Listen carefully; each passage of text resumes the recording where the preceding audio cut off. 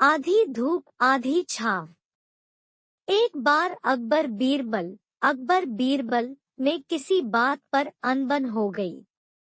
अकबर ने गुस्से में आकर बीरबल को नगर छोड़कर जाने का आदेश दे दिया।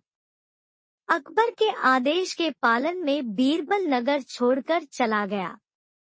वह एक गांव में अपनी पहचान छुपाकर रहने लगा।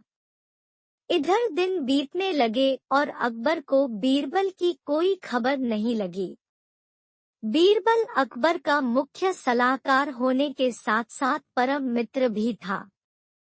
अकबर को राजकीय कार्यों में बीरबल की सलाह की आवश्यकता महसूस होने लगी। साथ ही उन्हें उसकी याद भी सताने लगी।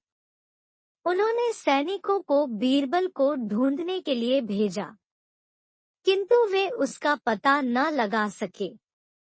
अंत में अकबर ने बीरबल का पता लगाने के एक उपाय खोज निकाला।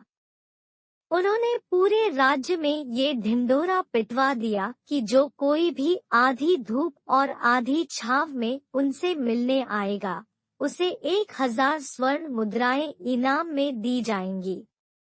ये खबर उस गांव में भी पहुंची जहां बीरबल अज्ञातवास में रहता था। उसी गांव में एक गरीब किसान भी रहता था। बीरबल ने सोचा कि यदि इस गरीब किसान को इनाम की 1000 स्वर्ण मुद्राएं मिल जाएं, तो उसका भला हो जाएगा। उसने किसान को अपने सिर पर एक चारपाई रखकर अकबर के पास जाने के लिए कहा। गरीब किसान ने वैसा ही किया। सैनिकों ने जब उस किसान को भरी दोपहरी में अपने सिर पर चारपाई रखकर राजमहल की ओर आते देखा, तो अकबर को इस बात की सूचना दी। अकबर ने किसान को अपने पास बुलवाया। किसान ने अकबर के सामने हाजिर होकर अपना इनाम मांगा, तो अकबर ने पूछा, सच सच बताओ कि तुम्हें ऐसा करने किसने कहा था? भोले किसान ने सब कुछ सच सच बता दिया। जहांपना, हमारे गांव में एक भला मानुस आकर रुका है। उसी के कहने पर मैं सिर पर चारपाई रख आपके पास आया था। ये सुनकर अकबर समझ गए कि किसान को सलाह देने वाला व्यक्ति बीरबल ही है। उन्होंने फौरन खजांची से कहकर किसान को 1000 स्वर्ण मुद्राएं दिलवाई और सैनिकों को उसके साथ भेजकर बीरबल को वापस आने का पैगाम भिजवा दिया। पैगाम पाकर बीरबल अकबर ने पास वापस लौट आया। मानव और सांप की कहानी। एक दिन एक किसान अपने पुत्र के साथ खेत में काम कर रहा था।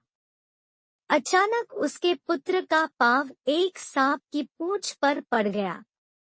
पूंछ दबते ही सांप फुंकार उठा और उसने किसान के बेटे को डस लिया। सांप विषैला था।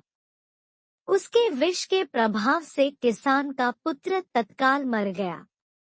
अपने सामने पुत्र की मृत्यु देख किसान क्रोधित हो गया और प्रतिशोध लेने के लिए उसने अपनी कुल्हाड़ी उठाई और सांप की पूंछ काट दी। सांप दर्द से छटपटाने लगा। उसे भी अत्यधिक क्रोध आया और प्रतिशोध लेने की ठान कर वह किसान की गौशाला में घुस गया। वहां उसने मवेशियों को डस लिया। सारे मवेशी मर गए।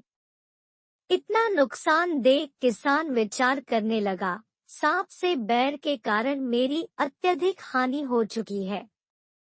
अब इस बैर का अंत करना ही होगा।